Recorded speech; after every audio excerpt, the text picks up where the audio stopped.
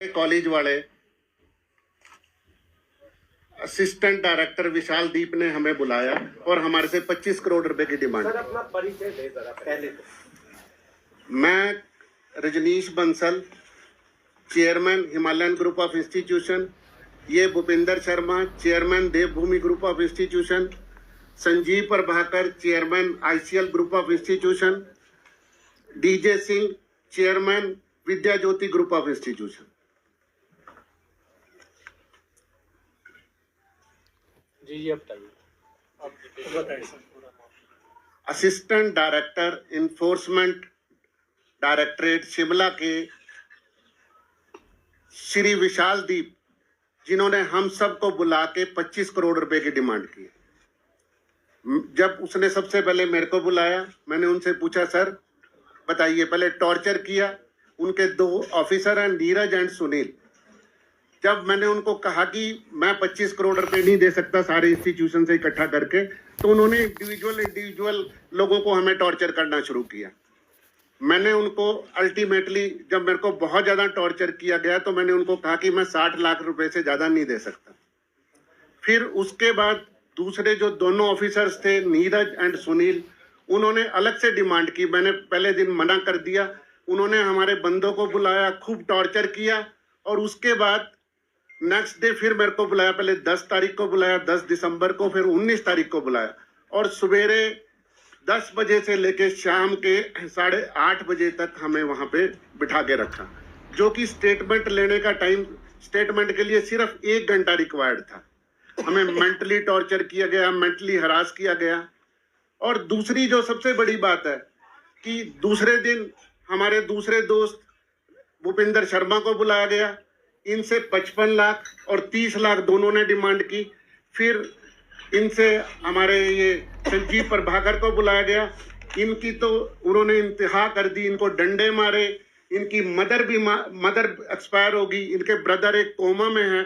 और अल्टीमेटली जब इन्होंने इनएबिलिटी शो की, उन्होंने कहा अपना कुछ भी बेचिए, हमें पैसे चाहिए।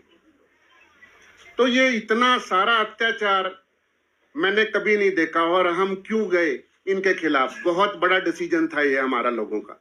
ये इसलिए गए, एक नक्सस के चलाया हुआ था इन्होंने, सारे हिमाचल के लोगों को बुला के। ये देवभूमि है, देवभूमि में अगर इस तरह का अत्याचार होगा तो परमात्मा इनको जरूर सजा देगा। और यहाँ पे हर लोगों को बुलाया जाता था सारा दिन बैठा के, और सिर्फ कोई यहाँ पे इंक्वायरी नहीं होती थी। सिर्फ क्या होता था, एक्सटॉर्शन। सिर्फ हमारे को कितने पैसे देंगे। मैंने भूपिंदर शर्मा को बताया कि आप जल्दी से पैसे मान लेना कि मैं दे दूंगा। इनको 3 घंटे में फ्री कर दिया। मैंने 2 दिन नहीं माना तो मेरे को 8:30 बजे तक बिठाया गया। और मोर ओवर मेरी वाइफ बीमार थी।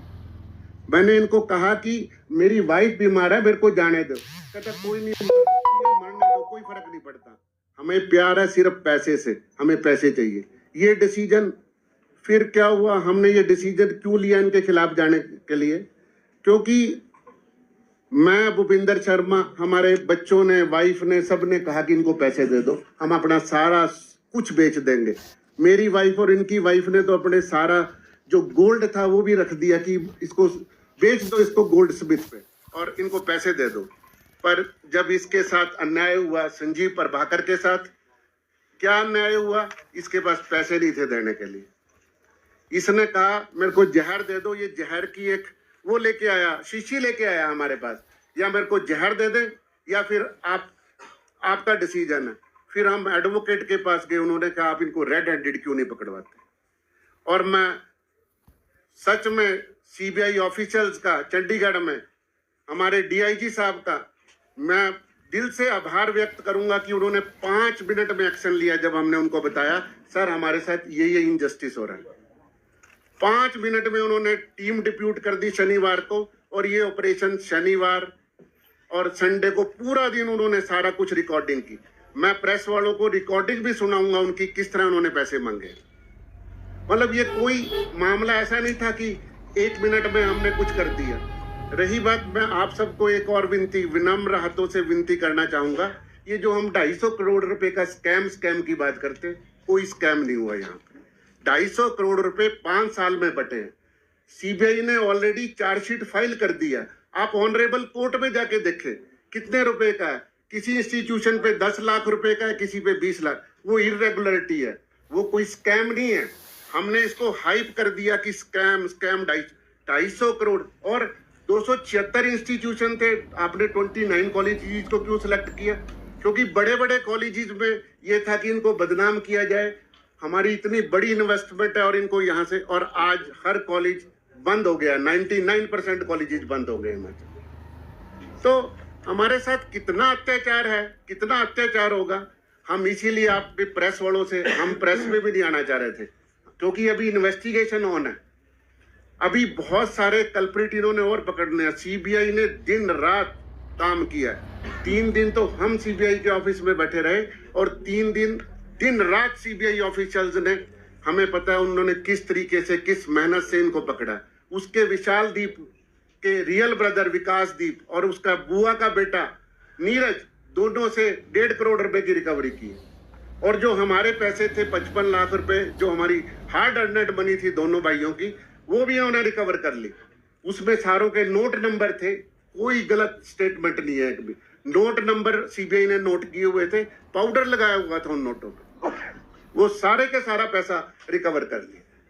तो मेरी कितना अत्याचार करेंगे हम, कितना अत्याचार सहेंगे? मेरे को लगता है इससे बड़ा अत्याचार कोई नहीं होगा। इन्होंने आतंक मचाया हुआ था पूरे उसमें। ये तो आतंकवादी हैं। जब हमारी, मैं माननीय प्रधानमंत्री जी, माननीय गृह मंत्री जी का भी शुक्रगुजार हूं, जिन्होंने बड़ा प्रॉम्प्ट एक्शन लिया इस काम में, सारे ऑफिशियल्स को शिफ्ट कर दिया। अरे कहीं तो कहीं आप, अत्याचार की कोई लिमिट है? कोई लिमिट नहीं छोड़ी इन्होंने। और मैं प्रेस के कहूंगा कि ये इस न्यूज को इतना वो करें कि इनको अकल आ जाए सारी चीज।